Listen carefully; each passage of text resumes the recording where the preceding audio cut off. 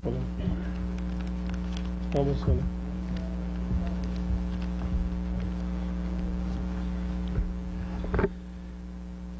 لله.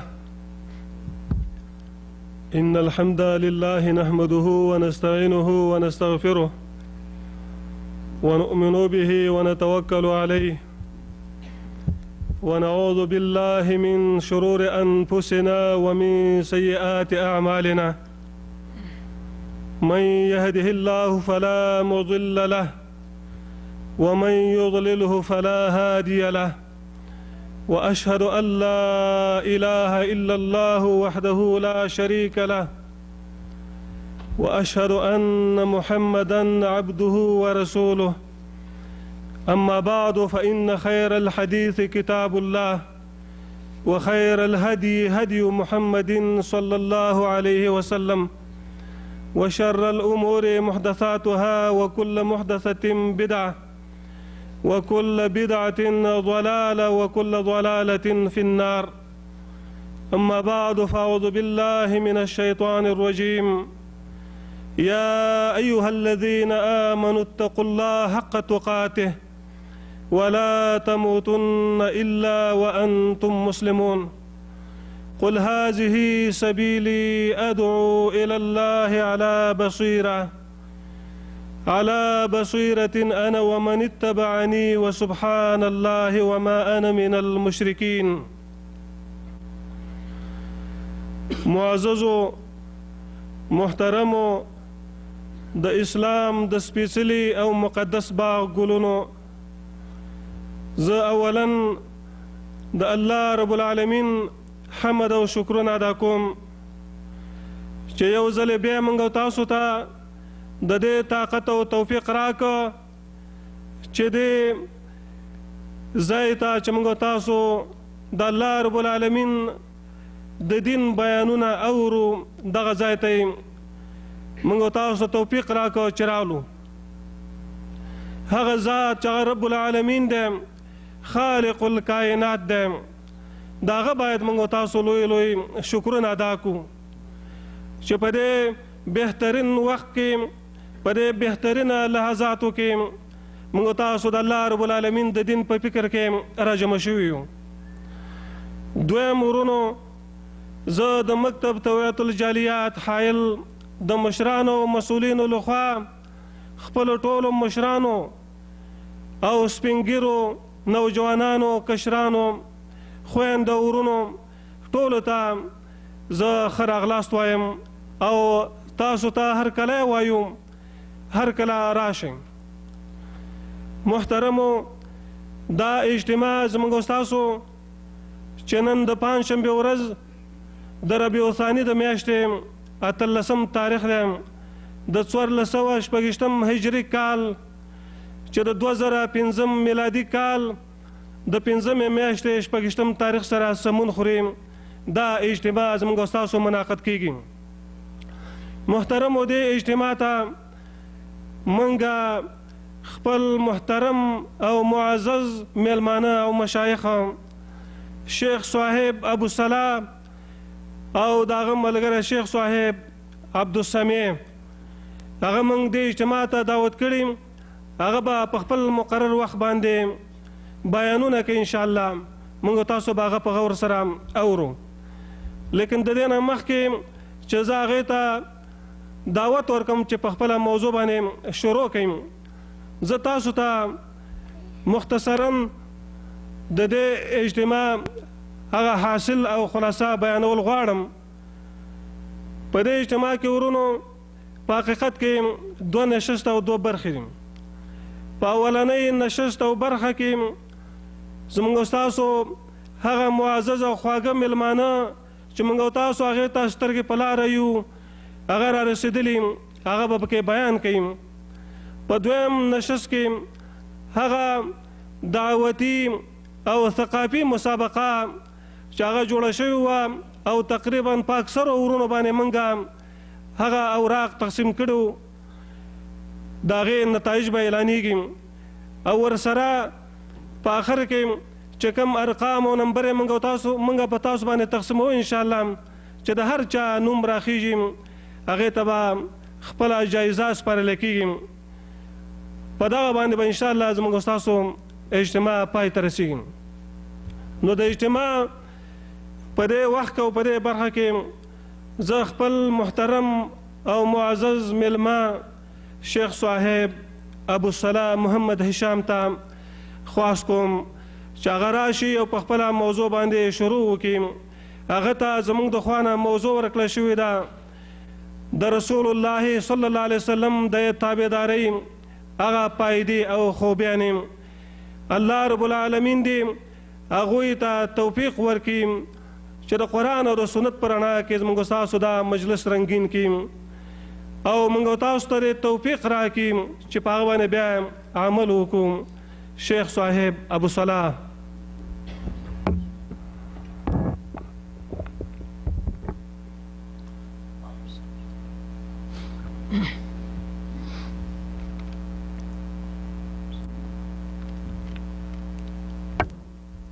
الحمد لله رب العالمين حمد وثناء وصفت هغه مقدس ذات چې زموږ ستاسو خالق دی او موږ تاسو ته حول او قوت راکوي چې موږ تاسو خپل د دنیایي او آخرتي عملونه په هغه حول او قوت باندې کوو. او درود وایم پر نبی کریم محمد صلی الله علیه وسلم باندې چې سردار د کونین دی، بهترین د اولین و آخرین دی، خاتم النبیین دی. د هغه اطاعت او د هغه پیروي پر هر انسان باندې فرض او واجب دی. او وروسته د دې نه زما ګرانو مسلمانانو وروڼو د الله نه ډېر د زړه د اخلاص نه غواړم چې هغه قدمونه چې تاسو اخیستی او ستړی ستومان هم یاست او دلته راغلی یاست، د یو قومي جلوس دپاره تاسو نه یاست راغلی، د یو پالټي د جلوس دپاره تاسو نه یاست راغلی، د دنیایي د جلوس دپاره تاسو نه یاست راغلی. نو زه د الله نه غواړم چې هر ورور خپل د کور نه حرکت کړی دی او دې ځای ته راغلی دی د دې دپاره چې زه د قرآن او حدیث خبرې اورم او د ذکر په مجلس کې کښېنم. نو د الله نه دا غواړم چې موږ او تاسو ټول په ورځ د قیامت د محمد صلی الله علیه وسلم کې یو ځای کړي او جنت ته مو داخل کړي. مسلمانانو ورونو، د اتباع یا محاسن الاتباع د اتباع فوائد او د محمد رسول الله صلی الله علیه وسلم پیروي، میوي او شتوب او خوبي چې هر څه موږ خبرې وکړو د هغه ټول فواید او میوې موږ نسو کولی چې په یوه ګنټه باندې موږ تاسو ته رڼا او ښکاره کړو. خو لیکن زما محاضره او موضوع په بعضې عناصرو باندې تاسو ته بیانوم. اول د اتباع او د پیروي معنا څه دی؟ اتباع په لغت عربي معنا دا دی چې یو د بل چا وشاته ځي، او حقیقت هم دا دی په دې دنیا کې چې هر انسان په دې دنیا کې یا به تابع وي یا به متبوع وي. یعنی یا به د یو چا پیروي کوي او یا به خلک د ده پیروي کوي. خو هر انسان ځان ته رهنما لري، ځان ته امام لري. که څوک په دې دنیا کې ځان ته محمد رسول الله صلی الله علیه وسلم امام وګرځول او هغه د هغه پیروي وکړه، نو دغه فرض او واجب او ښه کار دی به کوي. خو لیکن هر انسان که په یو مسئله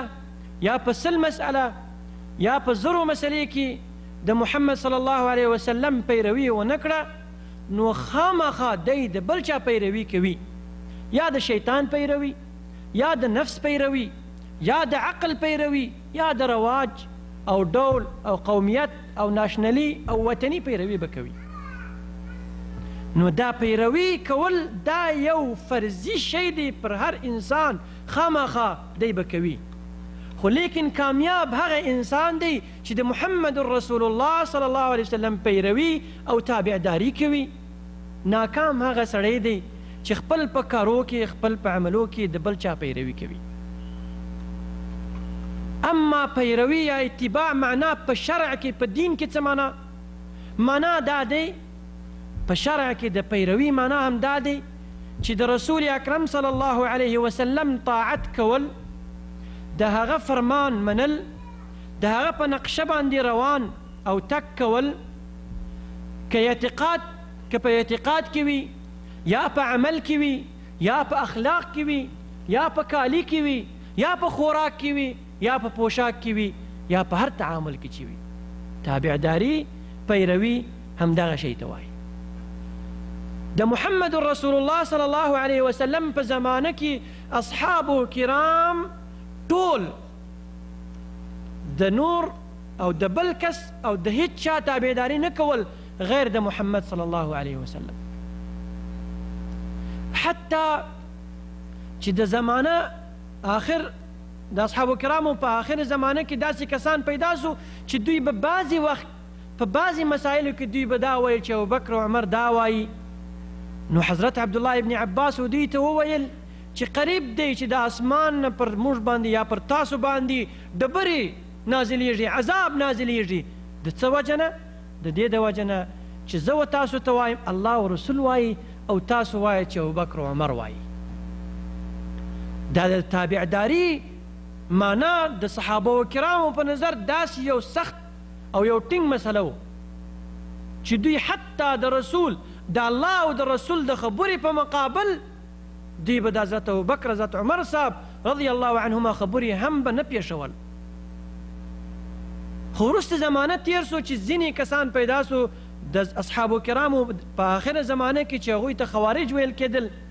نو دلته هغه کسان چې د رسول الله صلی الله علیه وسلم تابعداري سل په سل کول دوی ته جماعت ویل کېدل، او هغه کسان چې خوارج وو او د مسلمانانو د پاچایانو سره جنگ کول دوی ته به خوارج ویل کېدل. نور سل کال زمانه تیر سو داسې کسان پیدا سو چې دوی به ویل چې هغه حدیثونه هغه خبرې چې د حضرت علي او حسن او حسین د لار نه راغلی دي هغه موږ منو او بل شی موږ نه منو، یعنی د نورو اصحابو خبرې موږ نه منو. دلته هغه کسان چې د جماعت والا خلک وو دوی ته اهل سنت و جماعت و دوی ته ویل کېدل، او هغه نورو کسانو چې دوی به خوارج وو دوی ته خوارج ویل کېدل، او که دوی سنت نه منل دوی ته به روافض ویل کېدل. بیا بل زمانه تیر سو چې داسې کسان پیدا سو چې خپل عقل د قرآن و حدیث په مقابل کې دوی چلول. نو دلته د اهل حدیث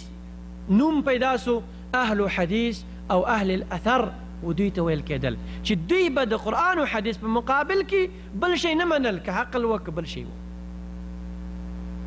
نو رالم په دې باندې چې دا اتباع او یا تابعداري نوم دا یو نوم پر موږ او تاسو باندې پاته سوی دی په هغه کسانو چې دوی د رسول اکرم صلی الله علیه وسلم امرونه پر ځان باندې پر سر باندې ایښی دی، په سترګو باندې نظر ورته کړی دی او په زړه باندې ورته قبول کړی دی. دوی ته اهل الاثر او اهل الاتباع او اهل سنت ورته دوی ته ویل کېږي. دا طاعت الرسول صلی الله علیه وسلم کول او منل دا صرف په دې باندې نه چې په مونځ یا په اوداسته کې موږ د رسول الله صلی الله علیه وسلم نقشه ته ګورو چې څنګه مونځ کول هغه کوو، یا دا یو ډېر غټ او لوی خبره دی چې موږ او تاسو باندې فرض دی چې د رسول اکرم صلی الله علیه وسلم پیروي به کوو په هر شی کې په دین، هغه په عمل وي یا په اعتقاد یا په خبرې یا په فعل په کار. هغه کار چې رسول الله صلی الله علیه وسلم نه دی کړی موږ نه کوو دې ته هم پیروي ویل کېږي. هغه کار چې رسول الله صلی الله علیه وسلم نه وي کړی موږ به هم نه کوو دې ته هم پیروي ویل کېږي، دې ته هم اتباع ویل کېږي. نن سبا داسې کسان پیدا کیږي چې داسې کار کوي وایي ښه کار دی پروا نه کوي موږ کوو چې ته ورته وایې خو د رسول الله صلی الله علیه وسلم تابعداري وکړه پیروي وکړه اتباع وکړه دی وایي خو دا ښه کار دی څه پروا کوي یا پروا یې دا دی چې دا ښه کار چې ته ځان ته ښه کار وایي دا کار ته ښه کار وایي او رسول الله صلی الله علیه وسلم نه دی کړی نو د دې څخه معلوم سو چې ته د رسول الله صلی الله علیه وسلم تابعداري نه کوي ولې موږ او تاسو د رسول الله صلی الله علیه وسلم تابعداري کوو عقلي دلیل همدا دی ګرانو ورونو چې رسول الله صلی الله علیه وسلم الله تعالی موږ تاسو ته استولی دی د دې دپاره چې ښه شیان موږ ته وښیي هغه شیان چې موږ تاسو ته جنت ته رسوي هغه لاره چې مستقیم لار دی چې پر هغه باندې که ولاړ سي خامخا د اور نه به بچي او د ګمراهۍ نه به بچي او جنت ته به انشاءالله داخلېږي نو نیکي او د جنت لار په اتباع کې دی په پیروي د رسول الله صلی الله علیه وسلم دی د دغه دپاره علما کرام وایي چې د رسول اکرم صلی الله علیه وسلم د بعثت نه وروسته نور د جنت لاره بل لار نشته الا مگر چې ته به کوې د محمد رسول الله صلی الله علیه وسلم پیروي حتی چې زموږ پیشوا محمد رسول الله صلی الله علیه وسلم وایي که چیرې موسی علیه الصلاة والسلام چې کلیم الله دی هغه که ژوندی وای نو دی به خامخا زما تابعداري به کول زما پیروي به کول تاسو وګورئ چې یو پیغمبر دی چې د اولوالعزم دی الله تعالی ورسره خبرې کړې دي بې واسطه که دی ژوندی وای د رسول اکرم صلی الله علیه وسلم په زمانه کې نو دی به خامخا د محمد رسول الله صلی الله علیه وسلم تابعداري کول نو موږ تاسو به څنګه خپل عقل یا خپل فکر یا خپل رواج یا خپل عادت چلوو د رسول اکرم صلی الله علیه وسلم د سنت په مقابل باندې آیا دا لایق دی موږ تاسو ته هیڅ لیاقت نه لري بل دا دی چې موږ یقین لرو مسلمانان یو الحمدلله چې محمد صلی الله علیه وسلم نه دی وفات شوی تر هغه زمانه پورې چې دی دین موږ تاسو ته مکمل ښودلی دی لکه چې الله تعالی په قرآن کې وایي اليوم أكملت لكم دينكم وأتممت عليكم نعمتي ورضيت لكم الإسلام دينا نن ورځ الله تعالی وایي چې نن ورځ ما دین مکمل کړی دی او تاسو ته او نعمت می تمام کړی دی پوره کړی دی پر تاسو باندې بهترین نعمت دا دی چې دین پوره سو نو چې دین پوره سو نو موږ تاسو ته صرف یو کار پکار دی هغه څه شی دی هغه د رسول الله صلی الله علیه وسلم تابعداري او پیروي کول دغه دی د دغه دپاره په بل آیات کې راځي چې الله تعالی وایي وتمت کلمة ربک صدقا وعدلا د الله تعالی خبرې پوره سوی دی پر تاسو باندې هر خبر هر قصې چې تاسو هغه ته محتاج یاست هغه الله تعالی تاسو ته کړی دی هر امر چې تاسو نږدې کوي و جنت ته هغه الله تعالی تاسو ته ښودلی دی هر کار چې تاسو د اور نه لرې اور ته تاسو نږدې کوي هغه الله او رسول تاسو ته ښودلی دی نو وخت چې دین مکمل سو په اخبارو په اوامرو په نواهي کې نو بیا څه حاجت دی چې موږ تاسو پیروي نه کوو والعیاذ بالله او خپل سوچ او یا رواج او یا عقل چلو یا قصې چلو بعضې کسان دي چې د قرآن و حدیث په مقابل کې قصې چلوي ته ورته وایي چې په قرآن کې الله تعالی وایي چې ان الذین تدعون من دون الله عباد امثالکم هغه کسان چې تاسو د دوی نه غواړئ دوی هم بندګان دي لکه تاسو غوندې څه کولی شي تاسو ته دی که ژوندی وای تاسو ته یو فایده نشته رسولی نو اوس چې مړ سو بیا څنګه فایده رسوي ته به دا آیات ورته وایې هغه د دې آیات په مقابل کې قصې به درته کوي چې پلاني سړی پلاني بابا دربار ته ولاړ او داسې داسې فایدې ورته ورسېدل والعیاذ بالله دا خو نه وایي چې دا قصې خو کافران هم کول مشرکان هم کول عیسویان اوس نن سبا دا قصې کوي نو د رسول الله صلی الله علیه وسلم دین مکمل دی نو وخت چې مکمل سو موږ تاسو ته یو کار پکار دی چې موږ د هغه پیروي وکړو په بل آیات کې راځي چې الله تعالی وایي رسول الله صلی الله علیه وسلم وایي په حدیث کې راځي ما بقي شيء يقربكم من الجنة ويباعدكم من النار إلا وقد بين لكم. رسول الله صلی الله علیه وسلم وایي چې نه دی پاتې سوی یو شی چې تاسو نږدې کوي او جنت ته او لرې کوي مو د اور نه الا مګر د هغه بیان او تاسو ته شوی دی.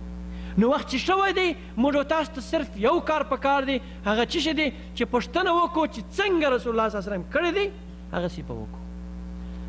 امام حافظ ابن کثیر رحمت الله علیه په دغه تفسیر کې چې الیوم اکملت لکم دینکم په دې کې وایي چې دا دین مکمل کول دا یو غټ نعمت دی د الله پر دې امت باندې، د رسول الله صلی الله علیه وسلم امت باندې. نو وخت چې الله تعالی دین مکمل کړی دی نو هیڅ وخت موږ الحمدلله و دین بل دین ته محتاج نه یو، نه د یهودیانو دین ته محتاج یو، نه د نصاراو دین ته محتاج یو، نه د کمونیزم و رواج ته محتاج یو، نه د خلقیانو پرچمیانو عادات و تقالید ته محتاج یو، نه د بوزیانو یهودیانو یا د نورو کسانو یا د نوی وضعي قوانین چې دوی جوړوي دې شیانو ته موږ محتاج نه یو. وایي چې هېڅ محتاج نه لرو بل دین ته او حتی او بل نبي ته موږ محتاج نه یو، ولې چې زموږ نبي موږ تاسو ته دین مکمل کړی دی نو موږ بل نبي ته هم محتاج نه یو. صحیح موږ ایمان لرو پر موسی علیه السلام باندې، خو لیکن موږ تاسو ته دا لایق نه لري چې موږ د موسی علیه السلام یو خبره واخلو او د رسول الله صلی الله علیه وسلم خبره پرېږدو. دا هیڅ مناسبت نه لري موږ تاسو ته. او بیا امام ابن کثیر وایي او د دغه لحاظ نه الله تعالی خاتم الانبیاء محمد رسول الله صلی الله علیه وسلم ګرځولی دی، ولې چې دین مکمل سو نو بیا بل پیغمبر ته حاجت نشته. او د دغه دپاره الله تعالی دی استولی دی انس و جنو ته، نو نسته حلال الا مګر هغه شی چې رسول الله صلی الله علیه وسلم حلال ګرځولی دی، او نسته حرام الا مګر هغه شی چې رسول الله صلی الله علیه وسلم موږ ته ویل دی چې هغه حرام دی، او نسته دین الا مګر هغه دین چې رسول الله صلی الله علیه وسلم موږ تاسو ته ښودلی دی. دا د امام حافظ ابن کثیر خبرې دي. اما هغه دلیلونه چې په قرآن او سنت کې راغلی دی چې تاسو د محمد رسول الله صلی الله علیه وسلم پیروي وکئ، تابعداري وکئ، دونې ډېر دلیلونه دي چې بې حساب. خو لیکن زه بعضې دلیلونه تاسو ته پیښوم د دې دپاره چې هر مسله چې یو سړی پیښوي نو خامخا د قرآن او حدیث دلیل به ورسره پیښوي، ولې د یو انسان خبره هیڅ اعتبار نه لري تر هغه وخته پورې چې قرآن او حدیث دلیل ورسره نه وي. الله تعالی په قرآن کې وایي چې ان الدین عند الله الاسلام. د الله تعالی په نیز دین هغه مقبول دین څه شی دی؟ اسلام دی. نو وخت چې د الله تعالی په نیز مقبول دین اسلام دی نو هر مسله چې د اسلام د چوکاټ نه د بار وي هغه باندې که یو سړی عمل کوي هغه الله نه قبلوي. د دغه دپاره الله وایي فمن یبتغي غیر الاسلام دینا، یو سړی ځان ته خوښوي د اسلام نه سوا بل شی په هغه باندې دین دا معنا د دین دا نه دی چې یهود نصرات صرف دا، یا د دین معنا په لغت عربي کې دا دی چې اعتقاد پر باندې لري چې دغه هم ما جنت ته رسوي، دغه هم ما د اور نه بچوي. دین ما یتدین به العبد، یو بنده په هغه باندې اعتقاد لري چې دا فایده کوي ماته. فمن یبتغي غیر الاسلام دینا فلن یقبل منه. هر انسان چې د هر څوک چې د اسلام نه سوا بل دین ځان ته خوښوي الله ورڅخه نه قبلوي. که وایي زه پښتونخوا یم الله ورڅخه نه قبلوي، که وایي زه قومي سړی یم الله ورڅخه نه قبلوي، که وایي زه پیپلې یم الله ورڅخه نه قبلوي، که وایي زه پرچمي یم الله ورڅخه نه قبلوي، که وایي چې زما دین نه زما د پلار او مور دین دی بل دین زه نه منم، قرآن او حدیث زه نه منم، الله ورڅخه نه قبلوي. دا ښکاره خبره ده. په بل آیات کې الله تعالی وایي چې وما آتاکم الرسول فخذوه وما نهاكم عنه فانتهوا. هر هغه شی چې محمد صلی الله علیه وسلم رسول دلته الرسول للعهد دی، یعنی محمد صلی الله علیه وسلم چې تاسو ته ښودلی دی هغه ټینګ واخلئ. وما نهاكم عنه، او هغه شی چې تاسو ته ویلی دی چې مه کوئ یا نه دی ښودلی نو هغه پرېږدي. فانتهو لرې ورڅخه نه وګرځي. د دغه دپاره رسول الله صلی الله علیه وسلم په حدیث کې هم بیانوي چې ما امرتکم بامر، یو امر چې زه تاسو ته کوم، فاتوا منه ما استطعتم، نو هغه امر به په ځای کوئ خپل په استطاعت او قدرت سره. وما نهیتکم عنه، هر شی چې ما نهیه کړی دی، فانتهو د هغه څخه نه به لرې ګرځئ. په بل آیات کې الله تعالی وایي ومن یطع الرسول، څوک چې د محمد صلی الله علیه وسلم اطاعت کوي، خبره مني، اعتقاد مني، عمل په هغه باندې کوي، اخلاق د رسول الله صلی الله علیه وسلم په اخلاق چلیږي، د هغه په طریقه باندې خوراک پوشاک کوي، ژوند کوي، د خلکو سره تعامل کوي. ومن یطع الرسول فقد اطاع الله. الله اکبر. څوک چې د محمد صلی الله علیه وسلم اطاعت کوي ګوا چې د الله اطاعت یې وکړه. څوک چې د محمد صلی الله علیه وسلم پیروي کوي ګوا چې د الله تعالی اتباع یې وکړه. آیا تاسو نه غواړئ چې الله ته محبوب او الله سره محبت ستاسو پیدا سي؟ څوک نه غواړي چې الله سره مینه د ده مینه د الله سره پیدا سي؟ څوک نه غواړي؟ موږ ټول غواړو. زموږ ټول حتی چې هر انسان په دنیا کې دی د ده غټ او لوی فکر او سوچ دا دی چې زه څنګه ځان الله ته محبوب کړم، زه څنګه کار وکړم چې الله ته چې ځان نه د الله دوست جوړ کړم. الله موږ ته لارې ښودلی دی. که تاسو غواړئ چې د الله دوستان د ځان نه جوړ کړئ نو څه وکئ؟ قل ان کنتم تحبون الله، ووایه دوی ته ای محمد لاره وښیه. که چېرې تاسو غواړئ چې د الله دوستان د ځان نه جوړ کړئ څه وکئ؟ فاتبعوني یحببکم الله، زما تابعداري وکئ، زما تابعداري وکئ، زما پسې راسئ،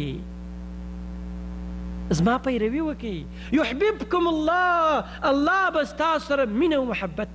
کوي. الله اکبر. وګورئ دا د پیروي غټ دلیلونه په قرآن کې راغلي دي. دا دین داسې نه دی چې په فکر، په رواج، په عادت، په عقل، په سوچ، په قصص په دې شیان باندې وچلیږي. دا دین په قرآن او حدیث باندې چلیږي. په بل آیات کې راځي ځینې منافقان د رسول الله صلی الله علیه وسلم په زمانه کې وو چې د یو منافق او د یو یهودي په منځ کې یو خلاف په یو مسله کې راغی. یهودي خبر و چې محمد صلی الله علیه وسلم حکم عادل حکم کوي. نو هغه منافق ته وویل چې راځه محمد صلی الله علیه وسلم ته ځو، هر حکم چې وکړې زه منم ته به هم منې. منافق وویل چې هغه ته نه ځو، پلاني سړی بابا ته ځو، پلانی کاهن ته ځو، شرګر او جادوګر یې ورته یاد کوي، پالبین یې ورته یاد کوي، پلانی ته ځو، هغه ډېر پوه سړی دی، ډېر فکر لري، هغه به حکم کوي. ولې چې دی خبر و چې هغه داسې سړی دی چې پیسې ورته ورکړي نو د پیسې په لحاظ سره حکم کوي یا د قومیت په لحاظ سره حکم کوي. الله تعالی آیات نازل کوي. قل الله تعالی آیات نازل کوي افغیر الله ابتغي حکما، آیا زه و تاسو ته وغواړم یو حاکم، یو قاضي غیر د الله نه سوا؟ یعنی محمد صلی الله علیه وسلم غیر د قرآن او حدیث په رڼا په بل شی باندې حکم نه کوي. ولې؟ وهو الذي انزل الیکم الکتاب مفصلا، الله داسې عظیم شان ذات دی چې نازل کړی دی و تاسو ته کتاب چې په هغه کې د ټولو احکامو بیان ښکاره شوی دی، تفصیل شوی دی. سبحان الله العظیم. د قرآن په قرآن کې ټولو احکامو تفصیل او بیان شوی دی. وخت چې د بعضې کسانو علم هغه ته نه رسېږي هغه د ده قصور دی، د قرآن قصور په هغه کې نه دی. دا تفصیل اوس که تاسو ټول په دې مسله باندې خبر یاست چې هلته ځي خیاطان دي، خیاط درته لیکل دی چې ثوب جاهز غواړي که مفصل غواړي. مفصل معنا دا دی چې داسې کالي به تا ته جوړ کړي چې ستا د لاس، ستا د اوږدوالي، ستا د پنډوالۍ ستا د ټول شی سره برابر دی، نه زیات او نه کم پکښې کې پیدا کېږي. نو بیا تاسو حداد ته ځئ چې وروره ته ماته یو کالي جوړ کړه، نجار ته ځئ وروره چې یو کالي ماته جوړ کړه، که خیاط ته ځئ. نو همدارنګ الله تعالی موږ تاسو ته احکام مفصل بیان کړی دی، داسې مفصل چې هر رقم انسان وي، که ضعیف وي هم دغه احکام په قرآن کې بیان شوی دی، که قوي وي هم دغه احکام په قرآن کې بیان شوی دی، که عالم وي هم دغه احکام په قرآن کې پیدا شوی دی، که جاهل وي هم دغه احکام په قرآن کې پیدا شوی دی، که حاکم وي هم دغه احکام په قرآن کې الله تعالی بیان کړی دی، که محکوم وي هم دغه احکام الله تعالی په قرآن کې بیان کړی دی. نو بیا څنګه بیا بل ځای ته ځو تفصیل کالی پسې ګرځو چې د دې حکم څنګه کېږي، فلانی قانون ته ځو، فلانی رواج ته ځو، فلانی عادات ته ځو، فلانی تقالید ته ځو، والعیاذ بالله هیڅ مناسبت نه لري زموږ تاسو ته. والذین آتیناهم الکتاب، حال هم دا دی چې دا هغه کسان چې الله دوی ته علم ورکړی دی، یعلمون انه منزل من ربک بالحق، د دوی سره علم شته او دوی خبر دي چې الله دا قرآن نازل کړی دی حق پکښې کې دی او رڼا پکښې کې ظاهر دی. يعلمون أنه منزل من ربك بالحق فلا تكونن من الممترين. نو په دې کې شک مه راوړه چې په قرآن کې د هر شی بیان شوی دی، چې په قرآن کې د هر حکم بیان سته او د قرآن و سنت حاجت او بل شی ته نسته، هر شی قرآن و سنت ته محتاج دی او قرآن و سنت هیڅ شی ته محتاج نسته. په بل آیات کې الله تعالی وایي که چیرې موږ تاسو غواړو چې څنګه ځانونه بچ کړو د اور نه او خپل کور، خپل ماشومان، هلوکان، کوچنیان د اور نه بچ کړو، څه به وکړو؟ څه به کوو؟ پیسې به ورته ټولوو، مدرسې به ورته، تعلیم ورته زده کوو، صرف هر تعلیم چې وي، یا یو کار یو محنت به ورته ښیو. په دې باندې یو انسان کولی شي چې خپل کور، خپل هلوکان د اور نه بچ کړي؟ نشي کولی. د دغه دپاره اعلان په قرآن کې شوی دی غټ ناري، یا ایها الذین آمنوا، ای مؤمنانو، قوا انفسکم واهلیکم نارا، تاسو ځانونه بچ کړئ او خپل کورنۍ بچ کړئ د اور نه. یا الله، څنګه موږ ځانونه او خپل کورنۍ د اور نه بچ کړو؟ څنګه اور دی دا؟ وقودها الناس والحجاره، داسې یو اور دی چې د هغه توشه خلق دی او ډبرې دي، داسې د دنیایي اور نه دی، سخت اور دی. علیها، پر دغه اور باندې، ملائکة غلاظ شداد، سخت قوي ملائکه دي، په قهر او شداد سخت. نو څنګه موږ ځان بچ کړو؟ او د ملائک څه کوي؟ لا یعصون الله ما امرهم، د الله عصیان نه کوي، نافرمانی نه کوي. ويفعلون ما يؤمرون، لا يعصون الله ما امرهم ويفعلون ما يؤمرون. د الله د امر مخالفت نه کوي او د الله هر امر چې وسي هغه کار دوی کوي. علما تفسیر وایي چې په دې کې ضمناً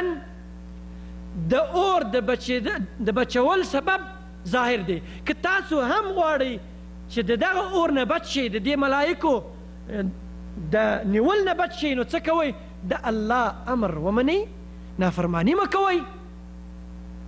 لا يعصون الله ما، تاسو هم د الله مخالفت مه کوئ او د الله امر ومنئ. په بل آیتونو کې هم راځي چې الله تعالی بیان کوي چې قد جاءکم، په تحقیق تاسو ته راغلی دی، قد جاءکم موعظة، غټ موعظه، تبلیغ من ربکم، د الله نه تاسو ته راغلی دی، وشفاء لما فی الصدور، دوا پکښې کې دی د هغه مرضونه چې په زړه کې دي وهدن او د لارو ښودل اسباب پکښې کې دي ورحمة للمؤمنین رحمت هم پکښې کې دا ټول په څه کې دي په دین کې دي قرآن کې دی وګورئ څو شیان دي موعظة نن سبا داسې کسان دي چې ته به ترانې ورته چلانوې دی به جاړي قرآن چې ویل کېږي دی نه جاړي ولې زړونه ډېر سخت سوی دی د خلکو په خبرو باندې په جړا کېږي او د الله او د رسول په خبرې هیڅ په سوچ کې هم نه راځي شفاء لما في الصدور دوا دی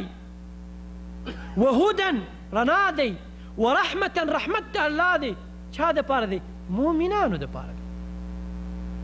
هر چا دپاره نه دی همدا رقم زما ګرانو ورونو دا د رسول الله صلی الله علیه وسلم پیروي داسې نه دی چې صرف مونځ کوم یا په هر لوی او وړوکی غټ او کوچنی کارو باندې هم دا قصې ته تاسو اوس غوږ ونیسئ رسول الله صلی الله علیه وسلم یو صحابي کرام ته یو حدیث ښودل چې د خوب په وخت کې ته به دغه حدیث وایي چې اللهم إني وضعت جنبي إليك والجأت ظهري إليك وفوضت أمري إليك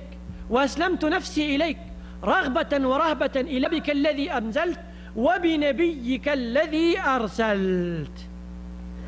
دا یې ورته وښودل دا صحابي دا حدیث یې ټول یاد کوي او دلته آخرني لفظ کې وویل چې وبرسولك الذي أنزلت دا لفظ تغییر ورکړي رسول الله صلی الله علیه وسلم ورته وویل چې لا وبنبيك الذي أرسلت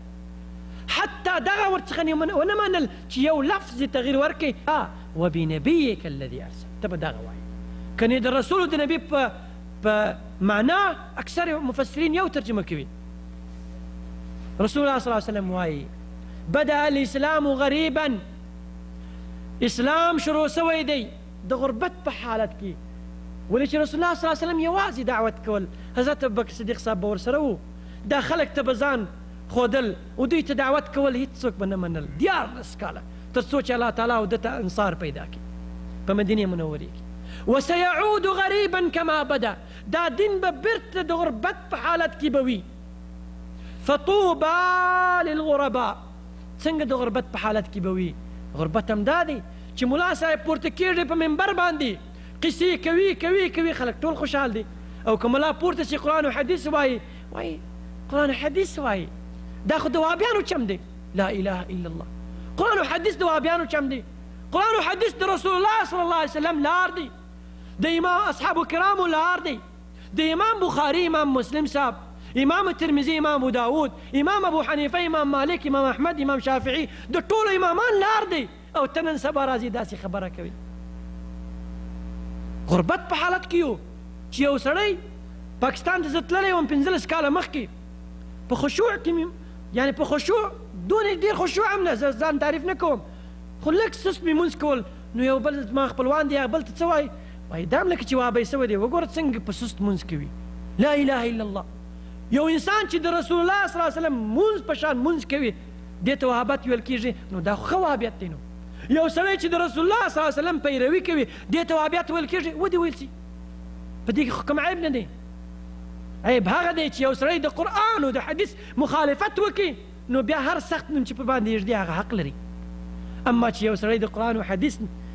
پیروي کوي او د خلک پر باندې نومونه یږدي هغه د خلک کار دی په ورځ د قیامت ټول د الله سره به یو ځای کېږو والله بالله تالله چې ټول هر انسان لکه چې په حدیث کې راغلی دی چې الله ورسره یوازې به خبرې کوي هلته به نه پیر وي نه به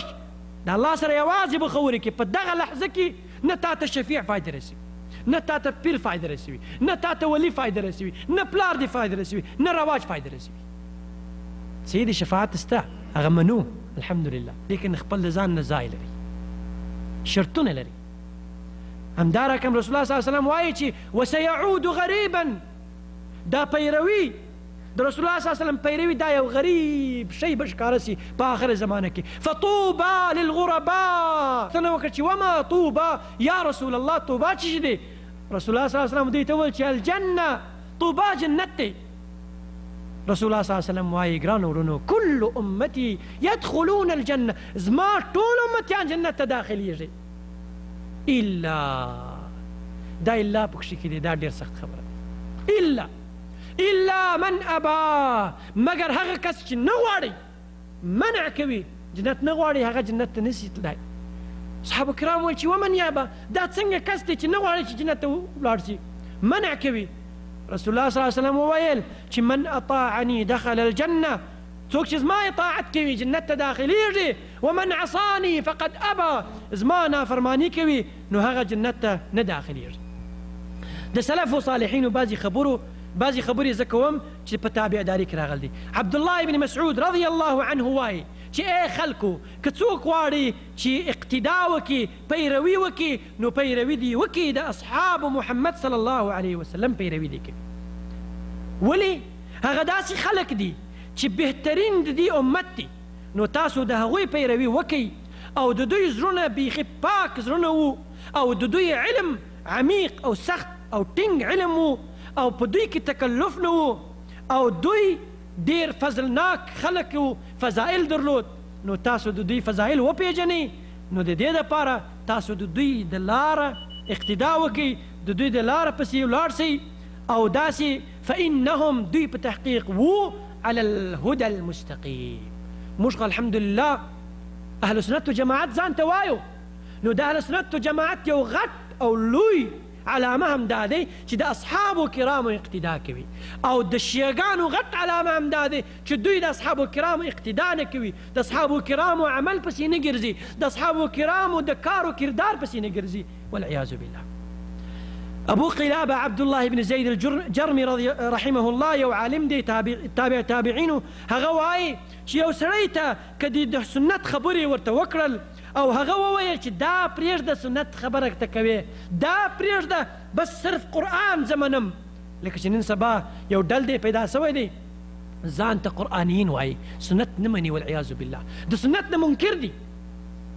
نو عبدالله بن زید څه وایي رحمه الله هغه وایي چې یو سړی ته که د سنت بیان کول او دی وایي چې دا پرېږده دا قرآن بس دی دا قرآن بس دی نو ته به څه ورته ووایي ته به ښه پوهېږي چې دا سړی ګمراه دی د ده څخه نه به لرې ګرځي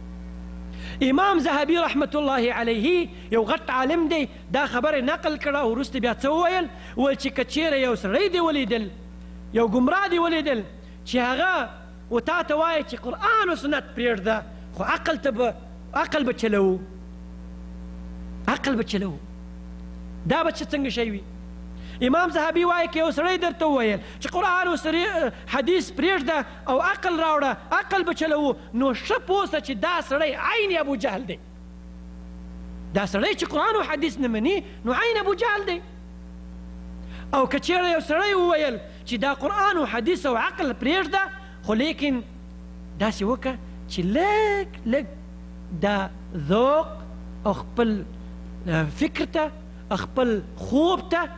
دې طرف ته هم لږ فکر وکړه نو امام ذهبي رحمت الله علیه وایي نو ښه پوه سه چې دا سړی ابلیس دی خو لیکن د انسان په شکل ځان جوړ کړی دی او غواړي چې تا ګمراه کړي دی داسې وایي زما ګرانو ورونو او امام ذهبي رحمت الله علیه دا وایي نو دا ابلیس دی ځان د یو انسان په شکل جوړ کړی دی او یا ځان د یو انسان په صورت کې اچولی دی او که چیرې د اور څخه یې نه بیریږي نو کلک یې د ځیګر څخه یې ونیسه او پر باندې وخیجه او آیات کرسي پر باندې